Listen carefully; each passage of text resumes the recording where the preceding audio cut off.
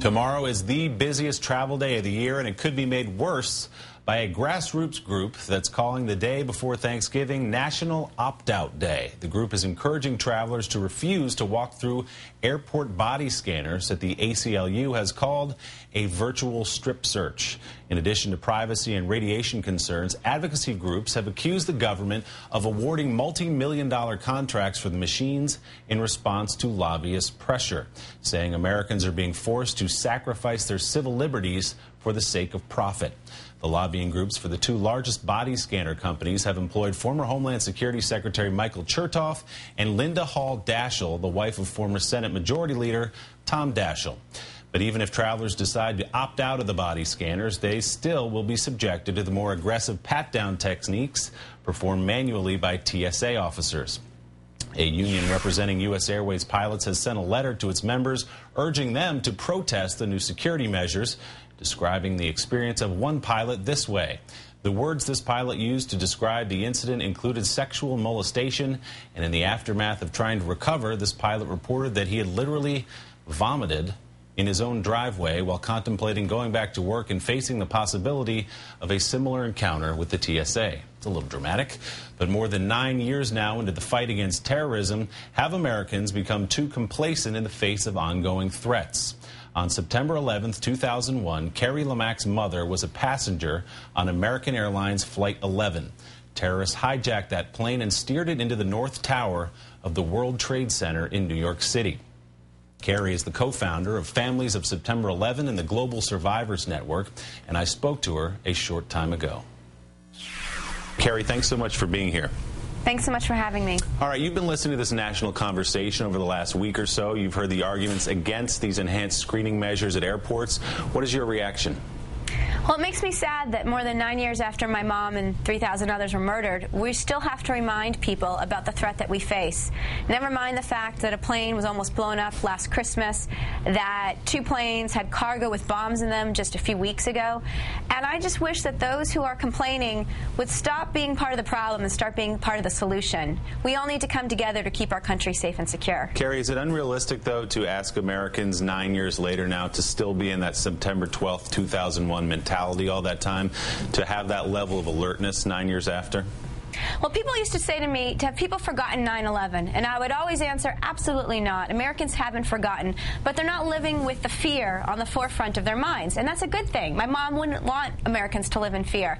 However, we have to respect those whose jobs it is to keep us safe and secure, like people at the airport. These are Americans who have taken on the responsibility. Really, they are the last line of defense against the terrorists who still want to do us harm.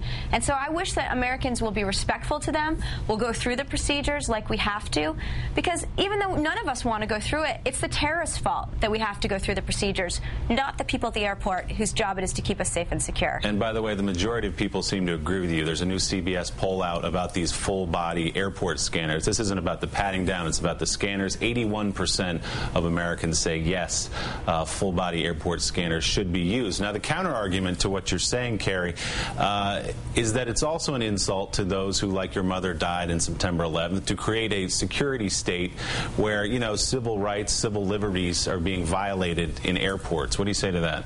Well, the first right, human right of all, is the right to live. And that right was violated for my mom on September 11th, 2001.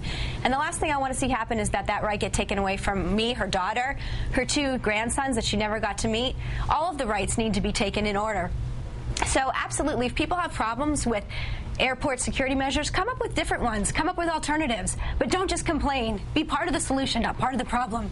All right, Carrie, so let's talk then about alternatives. What else can we do? The gentleman who was working the ticket counter in Portland, Maine on the morning of September 11, 2001, famously thought Muhammad Atta, the man who eventually would take the controls of your mother's flight, looked, what the agent later said, was like the devil, but he didn't say anything for fear of being pointed as a racist. Do you believe profiling actually would help here in the United States? I think profiling based on behavior is absolutely key. We need to be focusing on the dangerous people, not necessarily the dangerous weapons, just like they do in Israel. And I think that there needs to be more training for airport security officers and airport personnel, and Congress has to fund this training. Right now, about 10% of airport security officers are trained to look at behavior, and we need it to be 100%. It sounds like, Carrie, as you're listening to this conversation, you're thinking to Americans, get over it. Shut up, deal with it. Is that kind of what you're thinking? I wouldn't quite put it that way, but I will say it's not in the Constitution that we have a right to fly. It is in the Constitution we have a right to live and have safety and security and liberty.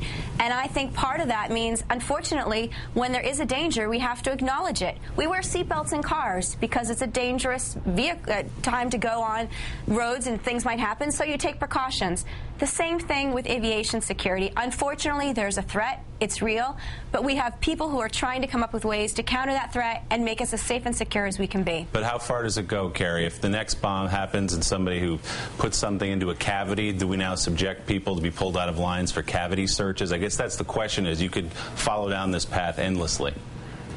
That is absolutely true, which I think gets back to your previous question, which is it has to be about behavior and finding these dangerous people, because finding the dangerous items is going to be very difficult, and you can't technology is not going to always be able to keep up. But there's been really amazing work done with behavior detection, just like they've done in Israel. And thankfully, fingers crossed, they haven't had any kinds of bombs or hijacking from Ben Gurion Airport in Tel Aviv. So if we can use some of that technology and expertise in our own airports, I think that we'd be going a long way to keeping Americans safe and secure. I'm curious, finally, Carrie, what do you think when you go through airport security? It has to be a different experience for you than it is for me or other people. Do you think about your mother? I think about my mother all the time. I'll be flying home to Boston tomorrow to be with my sister and my nephews, Cole and Mason, who never got to meet Grandma Judy. And I will go through security, and I'll do what the agents ask me to do, and I will make sure to thank them and let them know how much I appreciate what they're doing in honor of my mother and so many others and other families who know what it's like when people don't take aviation security threats seriously. So I'm glad that they're there, and I'll be sure to let them know that. Well, Carrie Mack, we appreciate you being with us tonight. Happy Thanksgiving. Thanks. Same to you.